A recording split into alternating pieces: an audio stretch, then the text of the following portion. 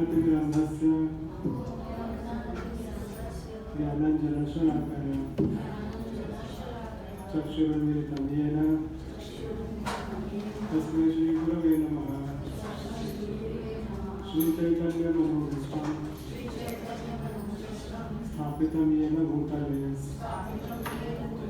स्वयं रूपा कदा मह्यं ददाति स्वपदान्तिकं।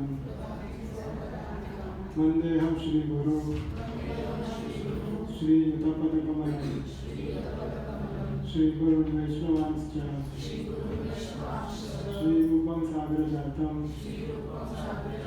सहगण रघुनाथान्वितं तं सजीवं साद्वैतं सावधूतं परिजनसहितं कृष्णचैतन्यदेवं श्रीराधाकृष्णपादान् सहगणललितान् श्रीविशाखान्वितांश्च नमो विष्णुपादाय कृष्णप्रेष्ठाय भूतले श्रीमते भक्तिवेदान्त स्वामिनिति नामिने नमस्ते सरस्वती देवे गौरवाणी प्रचारिणे निर्विशेष शून्यवादी पाश्चात्यदेशतारिणे वाञ्छाकल्पतरुभ्यश्च कृपासिन्धुभ्यैव च पतितानां पावनेभ्यो वैष्णवेभ्यो नमो नमः। नमो महावदन्याय कृष्णप्रेमप्रदायते कृष्णाय कृष्णचैतन्य नामने नमोऽनंतसे नमः। हे कृष्ण करुणा सिंधु दीनबंधु जगत्पते गोपेश गोपिकाकांत राधाकांत नमोस्तुते तपत कांचन गौरांगी राधे वृंदावनेश्वरी वृषभानुसुते देवी प्रणमामि हरिप्रिये। जय श्री कृष्ण चैतन्य प्रभु नित्यानंद श्री अद्वैत गदाधर श्रीवासादि गौरभक्तवृंद। हरे कृष्णा कृष्ण कृष्ण हरे हरे हरे राम राम राम हरे हरे।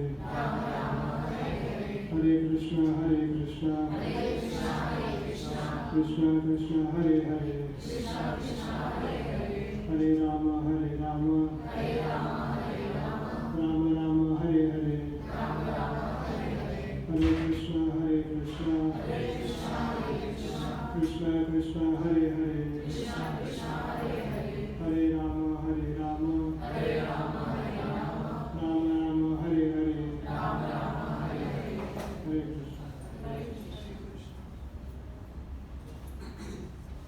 ये कितने लोगों को याद हो गया है?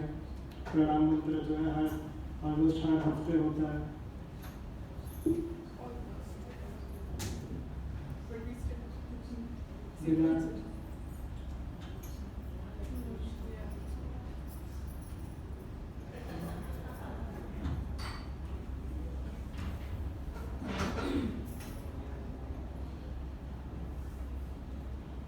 तो आज अटेंडेंस थोड़ा कम है। जन्माष्टमी की थकान लोगों की या तो उतरी नहीं है या फिर वो उतरते ही क्रिकेट चढ़ के उतरा। अभी गणेशोत्सव आज है। आज भी मैच है। अच्छा किसका है आज? किसका है? अच्छा बीच में भारत पाकिस्तान का भी था क्या? अच्छा और गणेशोत्सव भी है ट्यूसडे से, तो उसमें ये लॉन्ग वीकेंड जैसा भी बहुत लोग हैं मंडे को भी छुट्टी लेके Saturday Sunday Monday Tuesday. That is how the office वालों का लाइफ इसी में चल रहा है। कौन सा छुट्टी में एक्स्ट्रा छुट्टी हम लें. That is how we have to work. That is how the system is designed. If we are not running to the office, we are running to the hill station. And फिर हमें लगता है कि may be hill station भाग के थोड़ा change होगा, और फिर 2-4 दिन बाद वो हिल स्टेशन में बोर होने लगता है. फिर लगता है कि वो घर और ऑफिस ही सही है, वापस लेट्स गो बैक, क्योंकि हमको आदत हो गई है. तो चेंज को अपनाना या चेंज को अपने ऊपर ढालना इज़ नॉट वेरी इजी. किसी भी प्रकार का अगर आपको अपने जीवन में चेंज करना होगा, चाहे वो शहर से छुट्टी लेके हिल स्टेशन जाना हो या अपने लाइफस्टाइल में किसी प्रकार का चेंज करना हो, वो चेंज 1-2 दिन अच्छा लगेगा, लेकिन जब वो आपको रोज करना पड़ेगा तो फिर वो उतना अच्छा नहीं लगेगा, unless you are getting some profit out of it. अगर आपको उससे कुछ प्रॉफिट मिल रहा है तो आप उस प्रॉफिट के लालच में उस चीज़ को कंटिन्यू में भी करोगे. लेकिन अगर वो ऑप्शनल है तो you will always want to avoid. थोड़े दिन किया, अभी ठीक है ना, बस हो गया. फिर रोज जैसे यहाँ पे मंदिर में कई लोग आते हैं, तो जब आते हैं मंदिर में तो वो बोलते हैं कि यहाँ आके बहुत शांति का अनुभव हुआ, बहुत अच्छा लगा, बहुत सुकून मिला. तो उनसे अगर आप कहोगे कि ठीक है फिर आप रोज आइए, शांति तो सबको अच्छी लगती है, तो नहीं, रोज नहीं आना. रोज की शांति में फिर मज़ा नहीं आएगा. खिटपिट इधर उधर की बातें और वो सब की आदत है. अगर थोड़े दिन, 2 दिन, 1 हफ्ते भर वो शांति अच्छा लगेगा, बट फिर थोड़े दिनों के बाद लगेगा कि वो जो शहर में हमारा खटपट था वही बढ़िया है, बिकॉज हम आदी हो गए हैं उसके. और वो बदलाव इतना आसानी से या इतना जल्दी नहीं आएगा. Even though it is positive, वो हमारे फ़ायदे का ही है, लेकिन फिर भी हमें उससे भी अपनाने के लिए मेहनत करना पड़ेगा. क्योंकि एक बार हमें अगर किसी चीज़ की आदत लग जाती है तो उसे बदलना नामुमकिन नहीं होता, लेकिन शुरुआत में थोड़ा कठिन जरूर होता है. तो हमें ये कोशिश तो करनी चाहिए कि अगर कोई चीज़ अच्छी हमें अपनाने मिल रही है तो अगर उसमें थोड़ी शुरुआत के समय में थोड़ी तकलीफ भी हो तो हम उसे थोड़ा सह के और अपनाएं. क्योंकि आई रिमेम्बर मेरे लास्ट वीक जब सेशन हुआ था तो आई सेड कि अगर आप कोई चीज़ नियम के लिए कर रहे हैं तो वो चीज़ किसी ना किसी दिन ज़रूर छूट जाएगी आपसे. लेकिन अगर किसी चीज़ को आप अपना स्वभाव बना लेते हैं तो वो आपसे कभी नहीं छूटेगा. तो उसमें वो उदाहरण भी यही दिया था कि अगर आप सुबह उठने के लिए, आपके लिए प्रेरणा ये है कि सुबह उठ के ऑफिस जाना है, नहीं तो सैलरी कट जाएगा, तो आप वीकेंड पे सुबह नहीं उठोगे, क्योंकि वो आपका स्वभाव नहीं है, वो आपकी मजबूरी है. तो अगर किसी चीज़ में मजबूरी होगी या किसी चीज़ में कोई स्वार्थ जुड़ा होगा तो आप वो कार्य तभी तक करोगे जब तक आपका स्वार्थ सिद्ध होगा. अगर आपको ऐसा लगेगा कि अब इससे कोई फ़ायदा नहीं है तो आप वो करना बंद कर दोगे, चाहे वो कार्य कितना ही अच्छा क्यों ना हो. जैसे लोग जिम ज्वाइन करते हैं, हज़ारों रुपए देकर जिम जाते हैं, 1 महीना 2 महीना गए बंद कर दिया, क्योंकि उसकी मेहनत है. उसके लिए आपको अपने शरीर को या अपने दिनचर्या को, अपने स्केड्यूल को बदलना पड़ेगा थोड़ा हेर फेर. तो you have to go an extra mile to achieve that thing. तो जनरली हम ऐसा ही कार्य चुनते हैं या करना चाहते हैं जो हमारी सहूलियत के अनुसार है. लेकिन इस प्रकार के जो सुविधाजनक जीवन जो लोग ढूंढते हैं फिर वो अपने जीवन में किसी चीज़ को प्राप्त नहीं कर पाते, चाहे वो आध्यात्मिक हो या भौतिक हो. अगर आपको भौतिक जीवन में भी किसी चीज़ को प्राप्त करना है, चाहे वो स्टेटस हो, कोई एजुकेशन हो, कोई डिग्री हो, whatever, you have to do something which others are not doing. जो दूसरे कर रहे हैं अगर आप भी उतना ही कर रहे हो तो आपको फल भी दूसरे लोगों जितना ही मिलेगा.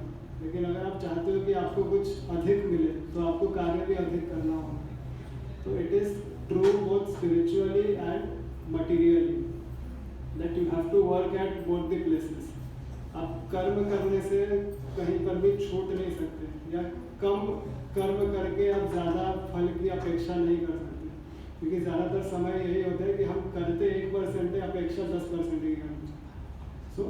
कभी कभी लक के हिसाब से वो सही हो भी जाता है, लेकिन एवरी टाइम हर बार वैसा नहीं होगा। सो अब ये टॉपिक कहाँ से शुरू हुआ मुझे नहीं पता, लेकिन बस शुरू हो गया। आज ज़्यादा लोग नहीं आए हैं बिकॉज क्रिकेट मैच है, देन गणेश उत्सव है और everybody is busy celebrating a long weekend. सबकी अपनी अपनी प्रायोरिटीज होती है, तो पीपल वर्क अकॉर्डिंगली। अभी जो गणेश उत्सव जो फेस्टिवल है परसों ही है, सो इवन दैट फेस्टिवल एक तरीके से देखा जाए तो बहुत अच्छा त्यौहार है। गणेश जी को हम 10 दिन तक उनकी पूजा करते हैं, जो भी व्यवहार है गणेश जी के लिए वो करते हैं, जो भी नियम है वो करने की कोशिश करते हैं।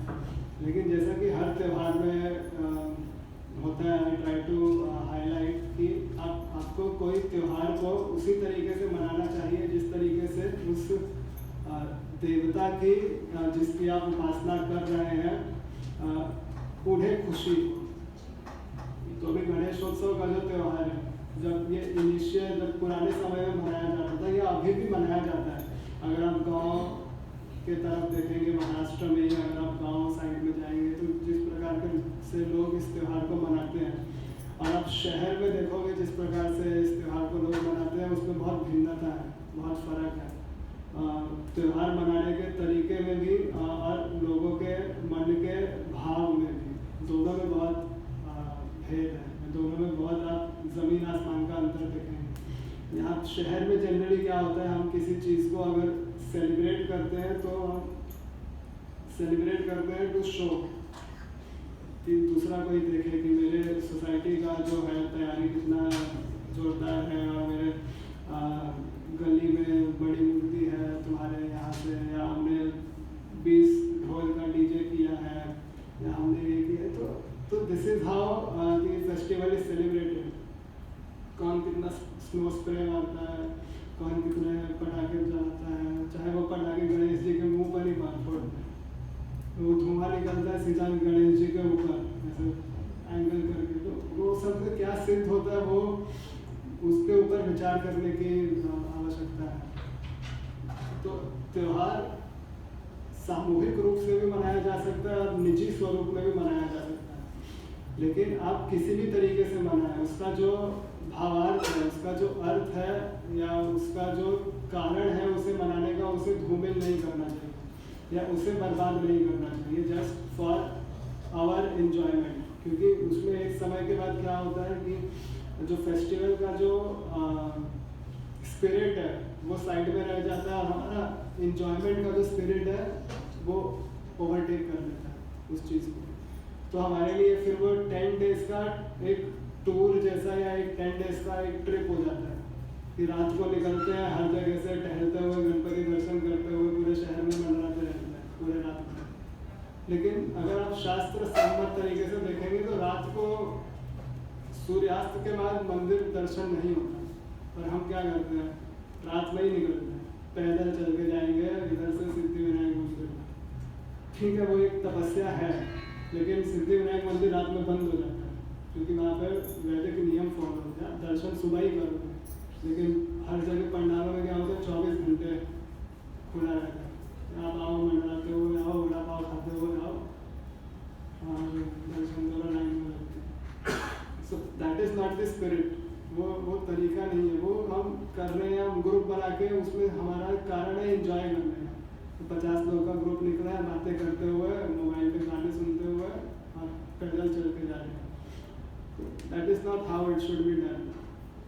अगर आपको दर्शन करना ही है तो आप एक जगह भी कर लोगे तो वो 100 के बराबर है, 100 जगह भी कर लोगे तो उसका कुछ मतलब नहीं है अगर आपने एक जगह ढंग से नहीं किया। तो आप कहीं एक जगह पे रहिए या उसी जगह पे जहाँ पर भी आपकी श्रद्धा है वहाँ पर, और फेस्टिवल को उसके ट्रू स्पिरिट में सेलिब्रेट करो। अभी when I was coming, so because Tuesday से ही है फेस्टिवल, तो दैट प्रोसेशन हैज स्टार्टेड। बहुत जगह पे 2 दिन 4 दिन पहले ही वो विग्रह लाना शुरू कर देते हैं। सो उस प्रोसेशन में आपको हर तरीके के लोग मिलेंगे. आई वाज ऑब्जर्विंग अभी आते समय ऑटो से, you will find people of every kind in that procession. तो कुछ लोग उसमें होते हैं कि जो ट्रैफिक कंट्रोल करने वाले बन जाते हैं. पूरे सड़क का ट्रैफिक कंट्रोल उन्हीं के हाथ में होता है. इधर से इकड़े चला तिकड़े चला उनका चालू हो जाता है. मतलब sometimes it is like a comedy scene भी if you try to analyse it. So you think कि इसकी क्या ज़रूरत है. कुछ लोग उसमें होते हैं कि वो ऐसा लगता है कि सारी जिम्मेदारी उन्हीं के कंधे पर है. इतना टेंशन में वो घूम रहे होते हैं कि अगर उन्होंने टेंशन नहीं लिया तो फेस्टिवल ही नहीं होगा. ऐसे ऐसे भी लोग होते हैं. कुछ लोग होते हैं वो सड़क पे ढूंढ रहे होते हैं पटाखा जलाने की जगह कहाँ मिले, गाड़ी हटा के पटाखे जलाने, उनको अपना एंजॉयमेंट करना है. उसमें बैंड वाले होते हैं वो सोच रहे होते हैं हम कौन सा ढोल बजाए कि थोड़े लोग पैसे उड़ाएं. तो उसमें सब कोई अपना कुछ सिद्ध करने में लगा हुआ है. उसमें आप भक्त ढूंढने जाओगे गणेश जी के भक्त कहाँ है तो मे भी एक दो मिले या ना भी मिले, बट नोबडी केयर्स. वो तो ठीक है, दैट इज सेकेंडरी. कुछ लोग उसमें बड़ा पाव बांट रहे होते हैं, कुछ पानी के बोतल बांट रहे होते हैं, कुछ फूल तोड़ के फेंक रहे होते हैं. मतलब ये सब चालू होता है. तो this is for self enjoyment. This is not for the pleasure of the deity which you are worshipping. And this is very common. ऐसा नहीं है कि मैं कुछ नया बोल रहा हूँ या ऐसा होता नहीं. शहरों में तो होता है, गांव में भी ना होता हो. गांव में लोग थोड़ा अच्छे से या मर्यादा से इसका अनुपालन करते हो, लेकिन शहरों में तो कई जगह पर ऐसा ही होता है. तो इस परिस्थिति को बदलने की या इसे समझकर बदलने की आवश्यकता है. क्योंकि अगर हम एक एक लोग ही इसे बदलने की कोशिश करेंगे तभी बदलाव आएगा, नहीं तो फिर ये ऐसे ही चलता रहेगा. और फिर जो दूसरे लोग होते हैं उन्हें लगता है कि धर्म का यही स्वरूप है. जिन लोगों को इसके बारे में जानकारी नहीं है या कोई दूसरा इस व्यक्ति इसे देखता है तो उसे लगता है कि सनातन धर्म का स्वरूप ही यही है. And then people get an opportunity to comment or people get an opportunity to draw conclusions. फिर वो निष्कर्ष निकालते हैं कि इसमें तो ऐसा ही होता है, वो तो ऐसे ही करते हो. तो वो करने का या वैसा निष्कर्ष निकालने का कारण हम ही ने उन्हें दिया है. खुद से कोई किसी कंक्लूजन पर नहीं आता. अगर किसी चीज़ को कोई देखता है, सुनता है, तभी उस चीज़ का कंक्लूजन या कोई निष्कर्ष निकालता है. तो हमें हर इस बात का भी ध्यान रखना चाहिए कि हम एक किस प्रकार का इमेज या किस प्रकार का मैसेज दे रहे हैं समाज को या दूसरे लोगों को अपने त्योहारों के द्वारा. तो यहाँ पर जब गणेश जी की बात आई तो गणेश जी से हम भी प्रार्थना करते हैं कि वो हमारे ऊपर कृपा करे. गजाननं भूतगणादिसेवितं कपीतजम्बूफलचारुं भक्षणं उमासुतं शोकविनाशकारकं नमामि विघ्नेश्वरपादपङ्कजं.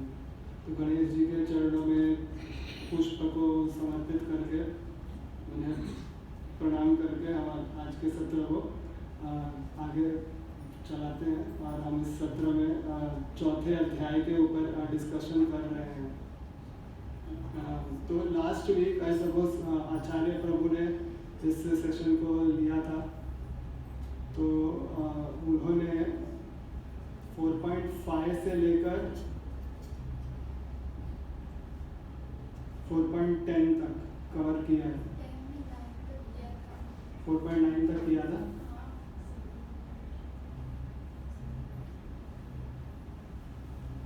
तो ये जो सेक्शन है ना 4.5 से लेकर या फिर 4th चैप्टर का ऑलमोस्ट 15 तक, this is a very interesting as well as a very important section. तो यहाँ पे बहुत सारे ऐसे श्लोक हैं जो याद करने लायक है या जिनके ऊपर बहुत समय तक चर्चा की जा सकती है. जैसे एक बहुत ही फेमस वर्स है जो प्रभु जी ने लास्ट वीक डिस्कस किया होगा, ये वाला यदा यदा हि धर्मस्य ग्लानिर् भवति भारत अभ्युत्थानं धर्मस्य तदात्मानं सृजाम्यहम् परित्राणाय साधूनां विनाशाय च दुष्कृतां धर्म संस्थापनार्थाय संभवामि युगे युगे.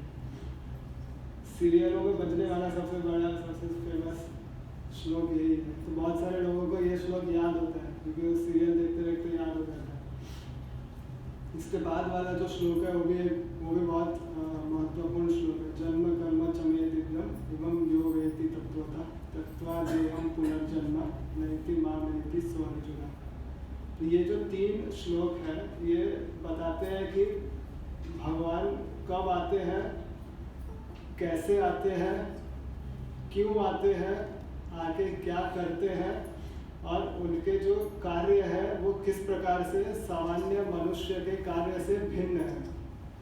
तो अगर हम ये 5-6 चीज़ों को समझ लें तो हमारे मन में जो भ्रांति होती है या लोगों के मन में जो भ्रांति होती है कि भगवान ने जो कार्य किया है उसका हम कॉपी कर सकते हैं, वो भ्रांति मिट जाएगी अगर हम केवल इन 3 श्लोकों को ध्यान से समझ लें। क्योंकि कई बार हम जब भगवान को या भगवान के द्वारा प्रस्तुत की गई लीलाओं को कॉपी करने की कोशिश करते हैं तो हमारे तर्क यही होता है कि he can do why we cannot do, if somebody can do why we cannot do। और उसमें भी तर्क जनरली वहीं तक सीमित होता है जहाँ तक हमारी क्षमता है। हम कॉपी भी उन्हीं चीज़ों को करना चाहते हैं जिसमें हमारा स्वार्थ सिद्ध हो या जो हम कॉपी कर सकें।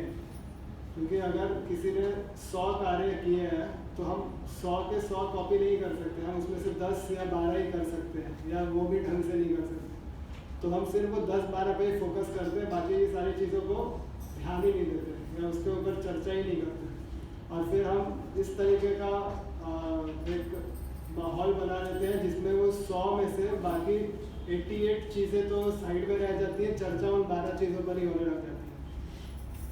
तो इन 3 श्लोकों के द्वारा भगवान ये बताने की कोशिश कर रहे हैं कि जो व्यक्ति यह चीज़ को समझ लेता है कि मेरे द्वारा किए गए जो भी कार्य है या मेरे द्वारा लिए गए जो अवतार है या जितने भी लीलाएं हैं वो सामान्य नहीं है, अगर वो ये समझ लेता है तो वो त्यक्त्वा देहम पुनर्जन्म नैति मामेति सो अर्जुन। तो वो वापस पुनर्जन्म नहीं लेता। He does not have to take a new body because that person has the realization कि भगवान ने जो भी कार्य किए हैं वो दिव्य है, वो उसके वो भले लगे सामान्य लेकिन वो सामान्य है नहीं। जैसे अगर वृंदावन लीला की हम चर्चा अगर करते हैं तो वृंदावन में भगवान जिस प्रकार से गोपियों के घर से माखन चोरी करके भाग रहे हैं तो वो लीला लगती सामान्य है, लेकिन वो भगवान गोपियों की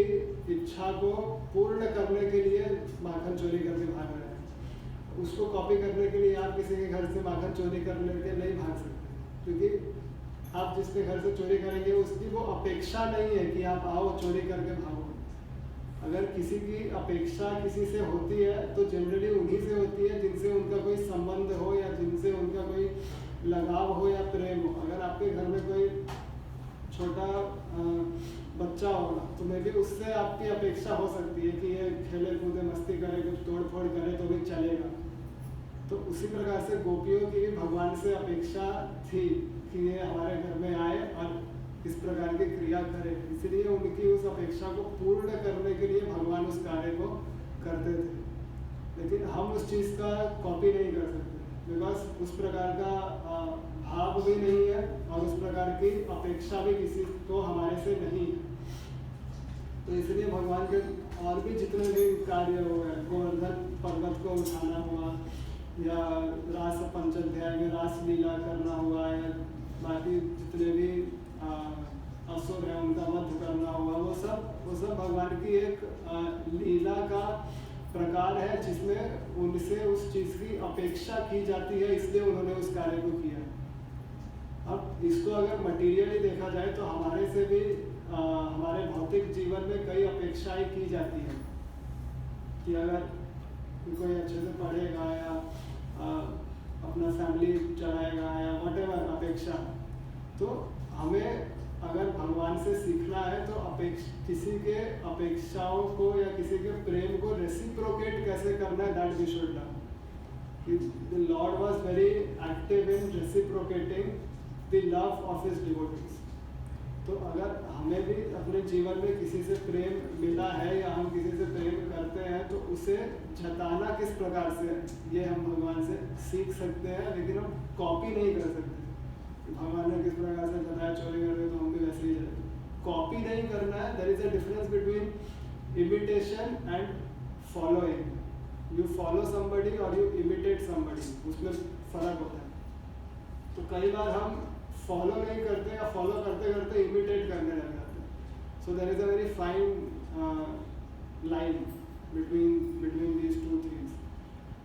तो ये जो 3 श्लोक है 7, 8 और 9, इनको अगर हम बहुत ध्यान से पढ़ते हैं तो हमें इस चीज़ की जानकारी मिल सकती है।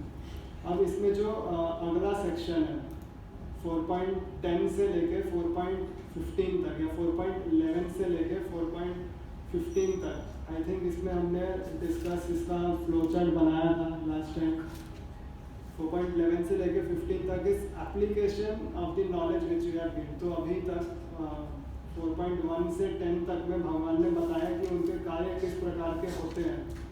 तो अगर हम इस चीज़ को समझ जाते हैं तो 11 to 15 में उसका एप्लीकेशन करते हैं, because there are always 2 aspects of thing. एक होता है थियोरेटिकल, एक दूसरा होता है उसका practical. Practical is always through application. जैसे आप साइंस जब थियोरी में पढ़ते हैं और लैब में जाकर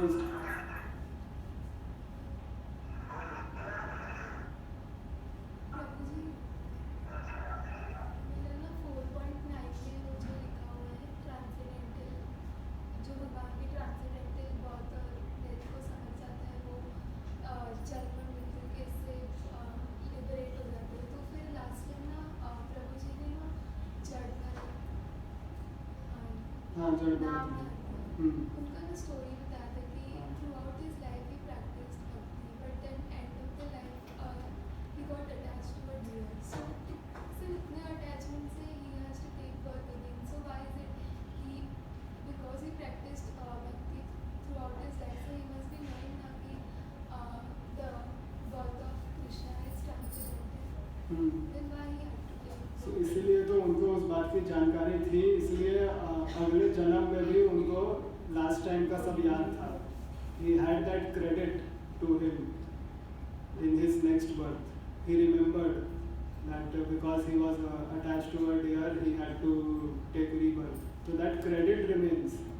Even if you are aware, तो ये जो next verse है यहाँ पर उसी इसमें आपको आंसर मिलेगा। वितराग भया क्रोधा मनमया मामुपाश्रिता बहवो ज्ञान तपसा पूता मद्भावमाद्भता। इसमें 3 चीज़ का उपयोग हुआ है, वितराग भय क्रोध। तो being free from attachment, fear and anger. तो यहाँ पे जो पर्सन इन 3 चीज़ों से फ्री होता है, वितराग भय और क्रोध, वो भगवान को प्राप्त कर पाता है। यहाँ पे जड़ भरत चीज़ों थे वो अटैचमेंट में फंस गए। तो although he was free from everything and he knew that Krishna is supreme और बाकी सब जो भी XYZ है उनको सब पता था, लेकिन still he could not free himself from the attachment of the deer, इसलिए उनको जन्म लेना पड़ा। लेकिन because he had that credit towards him, he remembered whatever good things he had done in the past life and which helped him in the next life to not get entangled now. तो वो next life में he did not get entangled and then he was liberated. So it is like the laws are same for everybody. There is a special concession भगवान की कृपा से मिल सकती है और वो उनको जड़ भरत जी को मिली। That concession was कि उनको अपना past life पूरा याद था। तो because he has taken a will, he has created a free will, because God has given all free will. So according to using free will, we are doing some karma. So God is realizing us that you are doing some, your expectations is different from me. That's why you are getting another life. That is also one aspect कि free will जो आपको दिया है आप उसका उपयोग किस प्रकार से करते हैं, that accumulates your karma and उसके accordingly your birth is determined. इसका डिस्कशन हमने जब 2nd चैप्टर हो रहा था तब 2nd चैप्टर में इसका डिस्कशन किया था कि आप जब कर्म करते हैं, so whatever karma you do according to your free will, but the fruit which is coming out of that karma will not be according to your desire always. No, ज़्यादातर समय तो वो आपके डिज़ायर के अनुरूप ही होता है, लेकिन हमेशा होगा ऐसा ज़रूरी नहीं है। वो कौन सा श्लोक है, that is also famous verse, कर्मण्येवाधिकारस्ते मा फलेषु कदाचन मा कर्म फलहेतुर्भुर्माते संगोऽस्त्व कर्मणि, कि कर्म करने का अधिकार आपको है, लेकिन फल किस प्रकार से मिलेगा या कितना मिलेगा उसके ऊपर आपका अधिकार नहीं है। लेकिन अगर क्योंकि आपका फल के ऊपर अधिकार नहीं है, इसलिए आप कर्म न करो ये भी आप नहीं कर सकते। मा कर्म फल हेतुर्भुर्माते संगोऽस्त्व अकर्मणि, because you are not entitled to the fruit, तो आप अकर्मणि नहीं बन सकते। मतलब मैं कर्म ही नहीं करूँगा क्योंकि मुझे तो मेरे हाथ में है ही नहीं, तो मैं क्यों करूँ। तो फिर भी आपको अपना कार्य करते रहना, because that is important for survival and because आपका जो कर्म है that will give you different realisations. उस टाइम पे इसको बहुत डिटेल में डिस्कस किया था कि आप जिस प्रकार का भी कर्म करते हैं उससे आपको रियलाइज होता है कि ये मटेरियल वर्ल्ड कैसा है, हाउ दिस मटेरियल वर्ल्ड। जब शास्त्रों में इसे कहा गया है कि this world is full of darkness, दुखालयम शाश्वतम, जब इस संसार को दुखालयम कहा गया है, तो जब आप किसी प्रकार का कार्य करते हो, जब आप अपना कर्म करते हो, तभी आपको रियलाइज होता है कि सच में दुखालय है। क्योंकि आप कितना भी कार्य करो, कितना भी मेहनत करो, एंड में आपको कहीं ना कहीं फ्रस्ट्रेशन या असंतुष्टि प्राप्त होती ही है। सो दैट इज वाई कर्म करना इज इम्पोर्टेंट। अगर आप कोई कार्य करोगे ही नहीं तो आपको पता ही नहीं चलेगा कि जैसे छोटा बच्चा होता है, वो कोई कर्म नहीं कर रहा होता, वो बस टाइम पास या खेल कूद कर रहा होता है।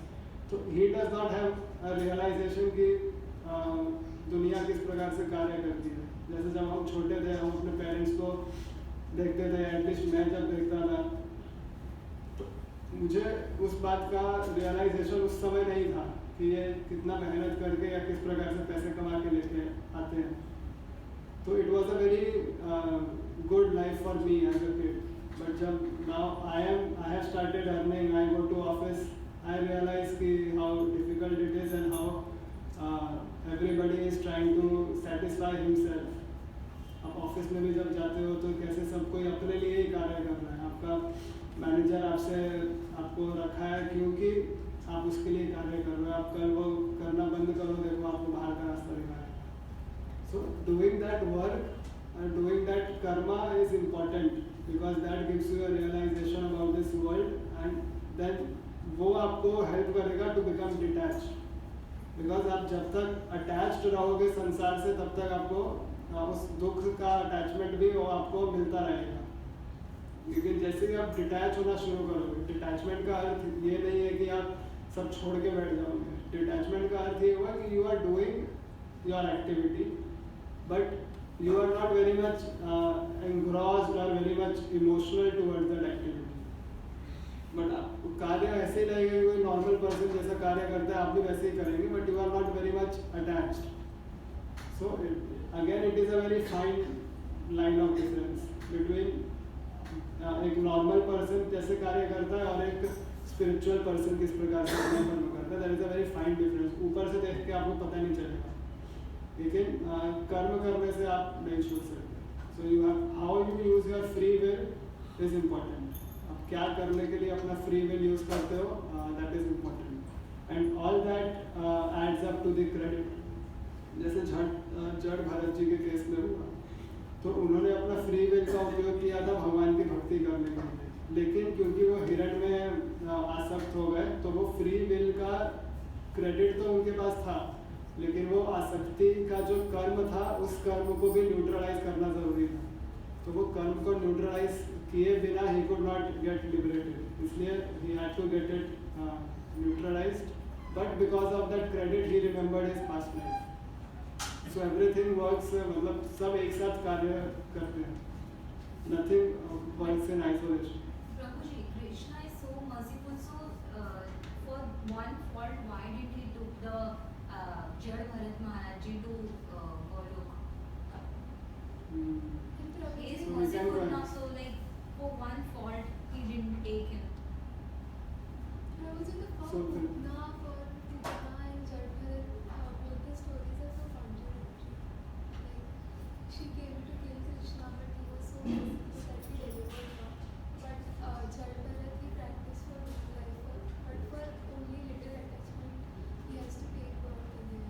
तो इसमें दिक्कत ये है कि you are reading it in isolation. तो यहाँ पे जड़ भरत की जो कथा है ये भागवतम में जिस प्रकार से दी है, इसमें दूसरे शास्त्रों में इसका डिटेल्ड भी है, which explains why this thing happened। Putana के केस में जो आप कह रहे हो, तो पूतना वाला भी जो स्टोरी है that also relates to her past life. Putana कौन थी? Putana was sister of Bali Maharaj. In past life her Putana का नाम था रत्नमाला। सो जब भगवान वामन रूप लेकर बलि महाराज को ठगने के लिए आए थे, छल करने के लिए, तो that Ratnamala was standing there. So when she saw Vaman भगवान, a small child, she got a भाव in herself कि अगर मेरा इतना छोटा इतना सुंदर बच्चा होता तो कितना अच्छा होता, तो I would have loved him or I would have taken care of him, ऐसा भाव उसके मन में आया। तो because the Lord was mercifully granted कि ठीक है, you will have a small child like me।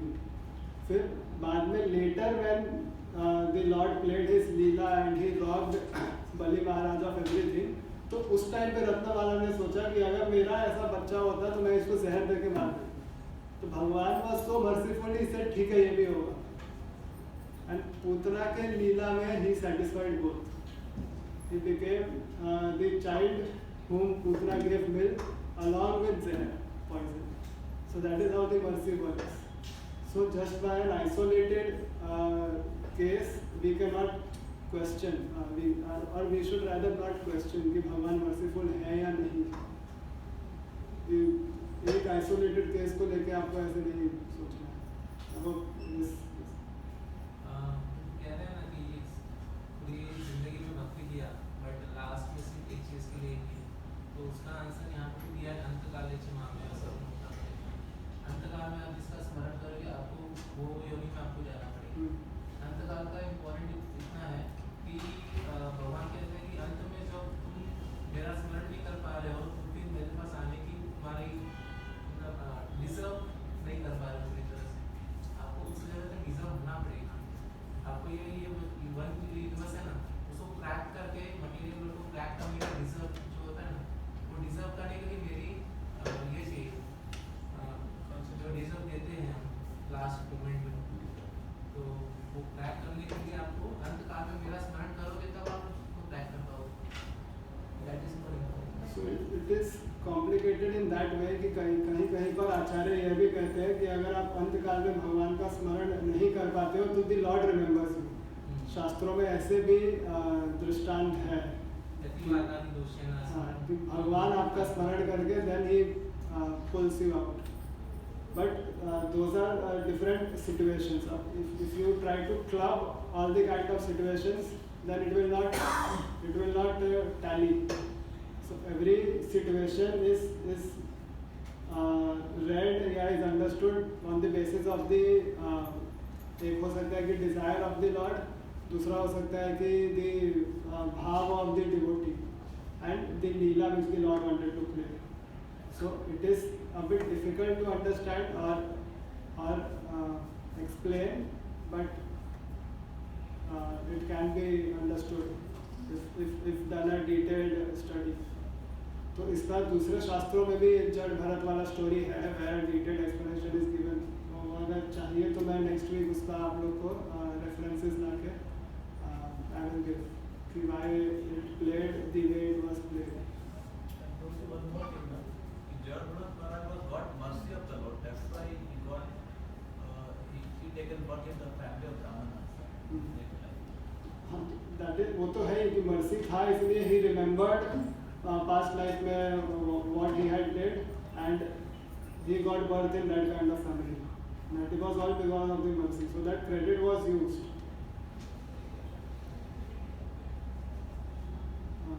और कोई Prabhuji, in one purport it is written that Lord Buddha is incarnation of Krishna, and in that purport in the last sentence it is written that all incarnations of Krishna come to preach Krishna consciousness, but he didn't preach any Krishna consciousness। correct. He preached non-violence. So the incarnations of the Lord come with a particular motive. They preach according to time, place and circumstances. तो जब बुद्ध भगवान का अवतार हुआ था उस time पे it was important to preach non-violence because उस समय पर शास्त्रों को उपयोग किया जा रहा था बलि प्रथा के तरफ। तो इसलिए बुद्ध भगवान ने अवतार लेकर इस प्रकार से प्रचार किया कि आप नॉन वायलेंस करो और शास्त्र अगर आप वेदों को नहीं मानोगे तो भी चलेगा। लेकिन उसके बाद फिर शिव जी का अवतार हुआ इन द फॉर्म ऑफ आदि Shankar where he again established the importance of the shastras, but again there was a motive behind the incarnation of Shankaracharya where he propagated the impersonal form of the Lord, जहाँ पे उन्होंने अद्वैतवाद का प्रचार किया। अद्वैत तो भगवान के जितने भी अवतार होते हैं या भगवान के भक्तों के जितने भी अवतार होते हैं they all come with the motive. फिर आदि शंकर के बाद जितने वैष्णवाचार्य हैं Madhvacharya, Ramanujacharya, Nimbarkacharya, they have then propagated the Advaita philosophy about which propagates the real essence of the Shastras. So every avatar has its own reason to come because there are people at that time who would be able to digest different philosophies. तो इसलिए भगवान का अवतार उस समय पे होता है और उस टाइम के लिए whatever is correct or what can be digested by the people that is preached.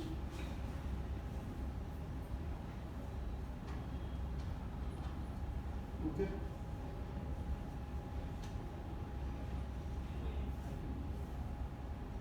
So हम लोग जब अगर 4.10 so 4.10 जो वर्स है it says that 3 things are important वितराग भय क्रोध कि जो लोग इन 3 चीज़ों से फ्री होते हैं and when they take refuge in the Lord and they worship the Lord in that way they are able to obtain the transcendental love for the Lord. So with attachment is one of the most important thing which we have to overcome. अब attachment overcome करने का अर्थ यहाँ पर ये नहीं है कि हमें फिर किसी चीज़ से लगा भी ना हो हम निष्ठुर हो जाए। निष्ठुर मतलब कठोर हो जाए कि हमें किसी चीज़ से फ़र्क ही नहीं पड़ता। तो अटैचमेंट नहीं होने का अर्थ ये है कि you have a realization that things are temporary. अब इसमें भी इसके बल पे भी कई लोग ऐसा करते हैं कि फिर उन्हें किसी चीज़ से फ़र्क पड़ना ही बंद हो जाता है। फिर उनसे पूछो क्यों तो बोलते हैं because I am not attached. तो ऐसा नहीं होगा।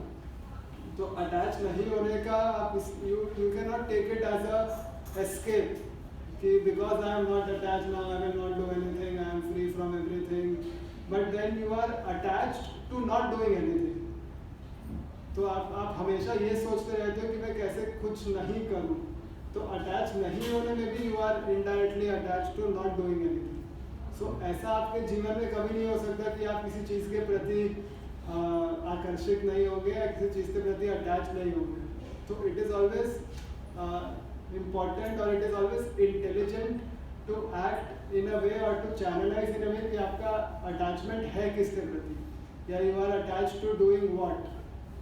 You are attached to doing your duties or you are attached to wasting time or you are attached to devotional service or devotional practices or you are attached to doing material activities. So it is important to channelize your attachment and if you are channelizing your attachment in doing the activities for the service of the Lord then that attachment is fine. Because then that attachment is channelized। जैसे गोपियाँ थी गोपियों को attachment था लेकिन भगवान के प्रति हर कार्य को करने के लिए अटैचमेंट था। तो वो अपने सारे दिनचर्या के कार्य करती थी लेकिन भगवान को स्मरण करके करती थी। तो उनको अपने दैनिक कार्य को छोड़ने की ज़रूरत नहीं थी उसमें केवल स्मरण को जोड़ने की ज़रूरत थी। तो आपको कुछ छोड़ना नहीं है उसमें केवल भगवान के स्मरण को जोड़ना है। सो बहुत बार ऐसा देखा गया है कि जो लोग मंदिर आना शुरू करते हैं या जो भक्ति करना शुरू करते हैं वो अपने आप को कुछ और ही समझने लगते हैं। तो उनमें एक वो इस प्रकार का एक ईगो आ जाता है कि I am doing something special और I am doing something great. तो then that is the point कि जब आपका ग्राफ नीचे गिरना शुरू हो जाता है। if you have that ego because you are not attached to doing your work but you get attached to that ego which is very subtle। बहुत बार हमें रियलाइज नहीं होता कि we have that ego but वो होता है उस प्रकार से और वो उस प्रकार से कार्य भी करता है। और ये इन चीज़ों को हम पार तभी कर सकते हैं if we are doing devotional service under an expert guidance। यहाँ पे expert guidance is the guidance of your guru. अगर आप किसी स्पिरिचुअल मास्टर के गाइडेंस में if you are doing the activity if there is someone who can keep a check on your activity then you will be on track. Because हमें हर चीज़ में check की ज़रूरत पड़ती है। हम कोई भी कार्य करते हैं तो उसमें अगर किसी का नज़र होता है तो हम उस कार्य को अच्छे से कर पाते हैं। स्पिरिचुअल लाइफ में भी इट इज़ दिस गुरु और स्पिरिचुअल मास्टर जिसके निर्देशानुसार हमें कार्य करना चाहिए। और अगर हम उनके निर्देश के अनुसार कार्य करते हैं तो इन तीन चीज़ों से हम पार कर सकते हैं। So one who is freed from all these things can obtain love of the lord. तो कई बार इसमें ये होता है कि हम जिस भाव में होते हैं हम उसी भाव से भगवान को भजने की कोशिश करते हैं। तो भगवान यहाँ पे कहते हैं ये यथा मां प्रपद्यन्ते तांस्तथैव भजाम्यहम् कि जो मनुष्य या जो जीव मुझे जिस प्रकार से स्मरण करता है या सरेंडर करता है आई रिवॉर्ड हिम अकॉर्डिंगली। तो as all surrender unto me I reward them accordingly। everyone follows my path in all aspects। so आप जिस प्रकार से भगवान के सामने जाते हैं भगवान आपको उसी प्रकार से रिवॉर्ड करते हैं या रेसिप्रोकेट करते हैं। तो कई बार हम भगवान के सामने जाते हैं अपने किसी कार्य की सिद्धि के लिए तो अकॉर्डिंगली हमें वो चीज़ मिलता है फिर भगवान भगा देते हैं वहाँ से मिल गया अब निकलो। So most of the time because we are going for something material we are able to achieve that material aspect and then go away।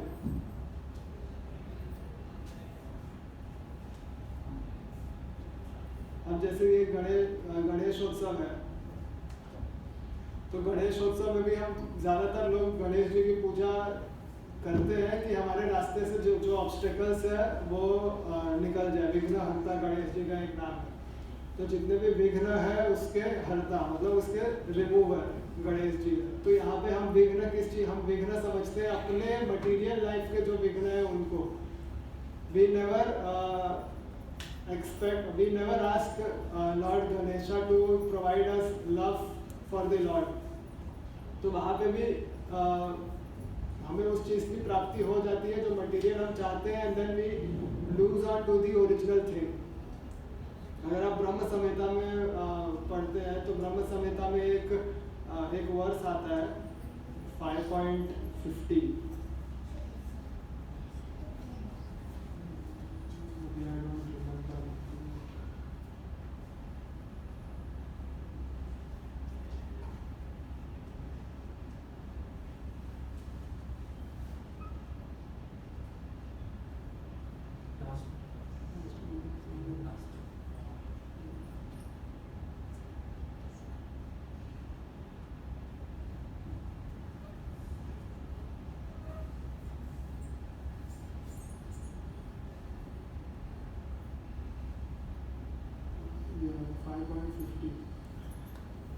यत्पादपल्लवयुगं विनिधाय Kumbha द्वन्द्वे प्रणामसमये स गणाधिराजं विघ्नं गृहं तुमनमस्य जगत्त्रयस्य गोविन्दमादिपुरुषं तमहं भजामि। ये जो श्लोक है इस श्लोक में ब्रह्मा जी कह रहे हैं कि Ganesh ji gets his energy to remove the obstacles from the lotus feet of the lord.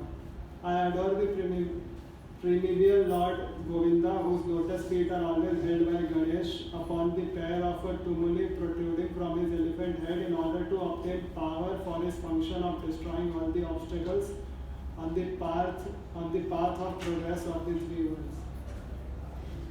तो ये जो श्लोक है इसमें Brahma ji saying that the Lord Ganesha is obtaining his power to remove the obstacles from our life through the mercy of Govinda, through the mercy of Vishnu. तो यहाँ पे जब हम गणेश जी की उपासना करते हैं तो हमारा भाव उस समय पर क्या होता है कि हमें भगवान की प्राप्ति हमारा लक्ष्य नहीं होता, अपने भौतिक इच्छा को सिद्ध करना हमारा लक्ष्य होता है। तो इसलिए वहाँ पर भी भगवान हमें उस प्रकार से रिवॉर्ड करते हैं कि whatever desire we have is fulfilled and then we are satisfied कि हाँ मुझे तो यही चाहिए था। और इसी में कई बार फिर हम घूमते रहते हैं बिकॉज हमें ऐसा लगता है कि अगर इस देवता से फायदा नहीं हो रहा है तो दूसरे को पकड़ो। गणेशोत्सव में कुछ लोग ट्राई करेंगे, नहीं हुआ तो फिर नवरात्रि आएगा, नवरात्रि में ट्राई करेंगे नहीं हुआ तो दिवाली में लक्ष्मी पूजा आएगा, लक्ष्मी पूजा में ट्राई किया नहीं हुआ जनवरी में महाशिवरात्रि आएगा। तो हम घूमते रहेंगे कि कहाँ से मेरा सिद्ध हो जाए, मतलब मैं जो भी कार्य करना चाह रहा हूँ वो जहाँ से सिद्ध हो जाए वो। इसमें अगर आप देखेंगे तो श्रीमद् भागवतम में एक श्लोक आता है 2.3.10।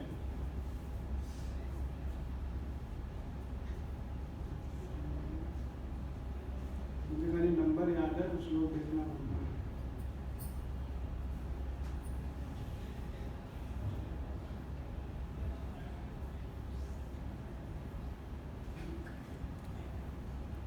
यहाँ ये जो श्लोक है again this is a very important verse और ये हमारे जो भाव है उसको बहुत हद तक रिलेट करता है। अकामः सर्व कामो वा मोक्ष कामा उदारति तीव्रेण भक्ति योगेन यजेत पुरुषं परम। तो यहाँ पे तीन प्रकार के कार्य को या तीन प्रकार के लोगों को यहाँ पे अंकित किया गया है। या तो वो अकाम या अर्थात जिसको किसी प्रकार का काम नहीं है या इच्छा नहीं है। अकाम सर्व कामो वा, सर्व कामो वा का अर्थ मतलब जिसको सब प्रकार की इच्छा है, सब करने की इच्छा है। मोक्ष कामा उदारति और थर्ड पर्सन क्या है, जिसकी मोक्ष की कामना है, who wants liberation। तो तीन प्रकार के लोग होते हैं, या तो आपको कोई इच्छा नहीं है, या तो आपको हर प्रकार की इच्छा है, या तो आपको मोक्ष की इच्छा है। तो उदारति, उदारति का अर्थ होता है an intelligent person, whoever is having these three kind of desire and who is intelligent। तो उसको क्या करना है, तीव्रेण भक्ति योगेन। तीव्रेण means with a lot of enthusiasm or with a sense of urgency। तीव्रेण भक्ति योगेन, he should practice devotional service with a lot of enthusiasm, devotional service about whom यजेता पुरुषम परम। यजेता का अर्थ यहाँ पे यज्ञेश्वर है। Yajneshwar is one of the names of lord Vishnu.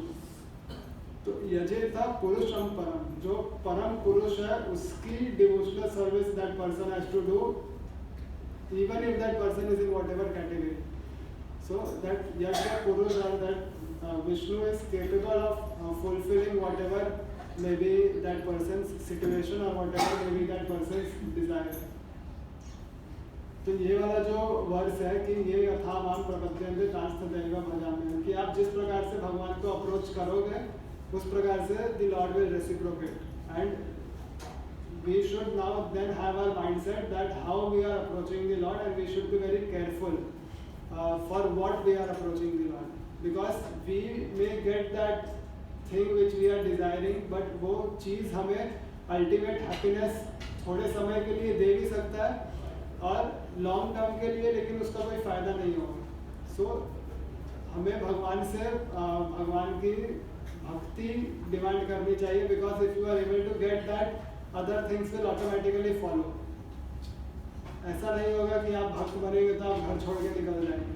Majority of the cases में ऐसा नहीं होता, इतना आसान नहीं होता, क्योंकि लोगों के मन में डर यही होता है कि भक्ति करने लगा तो मेरा बेटा या बेटी घर छोड़ के चला जाएगा। It is not that easy. So you should always ask the Lord for his mercy and his devotion. Rest everything will automatically follow. Whatever you आज का क्लास का टाइम इज ओवर, तो 12 से आगे तक का we will discuss next week. If anybody has any question और comments, any feedback, तो you can give. Prabhuji, as like you have mentioned कि last time में remembrance होगा तभी जाकर के वहाँ जाएंगे. तो what are you doing here right now? You should be remembering him at the last point of your life. आपने अपनी लाइफ में जो सोचा रहेगा ना, लास्ट मोमेंट पे वही आपके सामने आएगा. आपने मन जहाँ बाहर लगाया है, बाद में डिस्को जाना है, आप लास्ट में वही सब आएगा. तो भक्ति It is like whatever you have studied throughout the year is what you will remember at the time of your exam. अगर आपने साल भर पढ़ाई नहीं किया है, you cannot expect the question paper में whatever is asked you will be able to write an answer. You may be able to bluff कि भाई पहला वर्ड बता दे, मैं आंसर मैं लिख लूँ. ऐसे हम एग्जाम में करते हैं ना, आगे पीछे से पूछ के एक वर्ड बता दे, मैं आंसर बना लूँगा. तो ये यहाँ पे ऐसा नहीं होता. मटीरियली आप एक वर्ड पे 5 मार्क का आंसर बना लोगे. You will be able to bluff the material teacher, but you cannot bluff the Lord. नहीं तो ऐसा होगा कि कोई पर्सन मरने वाला है और बोलेंगे कि रूम में 5-6 कीर्तन का ऑडियो प्ले कर दो, चलो अभी is about to leave, start playing the audio. Maybe that will have an impact. YouTube is very readily available. तो फटाक से प्ले कर दिया, पर पता चला जब उसके प्राण छूटे उस टाइम पे एडवर्टाइजमेंट बन गया. Then YouTube will also, the Lord will make that arrangement. कि जब छोटे उस टाइम पे वो ऐड आ जाएगा. So when lot of devotees who like have a disease or some kind of the other physical problem or mental issue, हाँ, so उसके लिए ये यही वाला की दोषेता मद्भक्तो माननाश स्मरेता अहं स्मरामि मद्भक्ता नयामि परमसि. So if that also we discuss that if the pure devotee is not able to remember the Lord because of his bodily situation, then the Lord remembers him. So the Lord is able to gauge your purity. If that purity is there, then that person need not worry कि वो ऐसे situation में है, याद नहीं कर सकता या क्या होगा. The Lord within your heart as Paramatma is fully aware what your position is, what your situation is, and what your capacity is. So उसमें टेंशन लेने की जरूरत नहीं. हो और आपने जीवन में भक्ति किया है, तो आप कोमा में हो, भगवान आके आपको याद करेंगे, फिर यमदूत आपको टच भी नहीं कर सकते. उनका यदि बाता भी दोष है ना, इसका मतलब नहीं है. I got my answer. Prabhuji, if Lord Chaitanya is merciful, then Krishna, then why his glories are like so confidential in scriptures? In one purport I was reading, he was purport that his information is not revealed very openly, but it is very confidential. But he is more merciful than Krishna, then why is it so? क्योंकि that avatar is of that form, that is a avatar in disguise, where the Lord is not wanting people to take him as the supreme personality of Godhead, but accept him as a devotee of the Lord. तो उनका जो भेष है उस समय पर वो भक्त का है, तो इसीलिए वो एक hidden अवतार है. So the Lord is distributing the mercy or the bhakti of Godhead very freely. That therefore he is said to be the most merciful, but it is not very elaborately described in the scripture because it is an hidden avatar. So that उस अवतार का प्रयोजन ही उस प्रकार से है. प्रयोजन को इंग्लिश में क्या बोलते हैं वो नहीं पता. Purpose, motive. So जिस प्रकार हर अवतार का एक प्रयोजन होता है, तो उसी के अनुसार शास्त्रों में उसका वर्णन होता है या आचार्य उसके ऊपर टीका करते हैं. Prabhuji, वैसे मैं पॉकेट पढ़ रही थी ना, तो वो impersonal और personal में मैं confuse हो Impersonal form of the Lord is that where you consider the Lord to be formless, and personal form of the Lord is where you consider the Lord to have a form. So the form of the Lord which we worship, the deity form, that is the personal form of the Lord. Impersonal form is described as the Brahma Jyoti, Nirakar. So Prabhuji, can God be personal and impersonal at different times or at the same time? It is impersonal and impersonal. he can be everything at the same time and he can be different also at the same time. So Rigveda में जब आप पुरुष सूक्त पढ़ते हो तो the Lord is described as सहस्त्र शीर्षा पुरुष. तो सहस्त्र means innumerable. So he can have innumerable hands, innumerable activities, innumerable everything at the same time. सहस्त्र शीर्षा पुरुष सहस्त्राक्ष सहस्त्रपाद सबभूमि विश्वतो विद्वा त्यदिष्टम दशांगुणम. This is ऋग्वेद में पुरुष सूक्त का वर्णन इस प्रकार से. He can have innumerable things at the same time.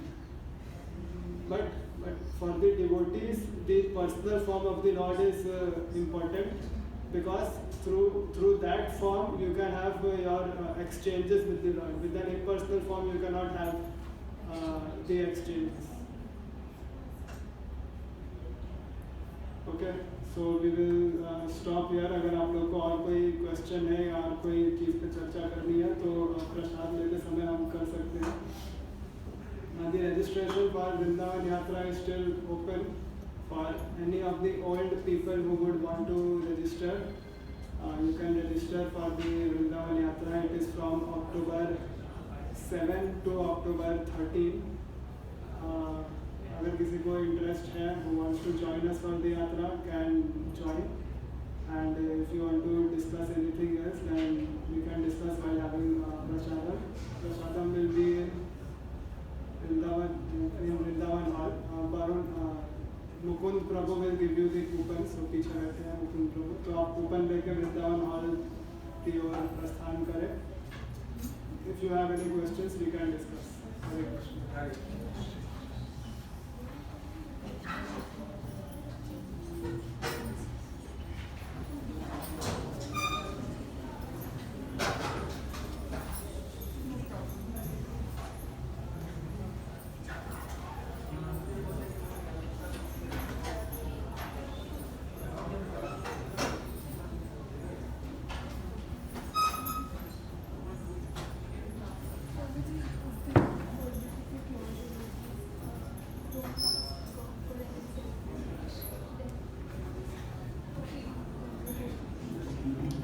चलो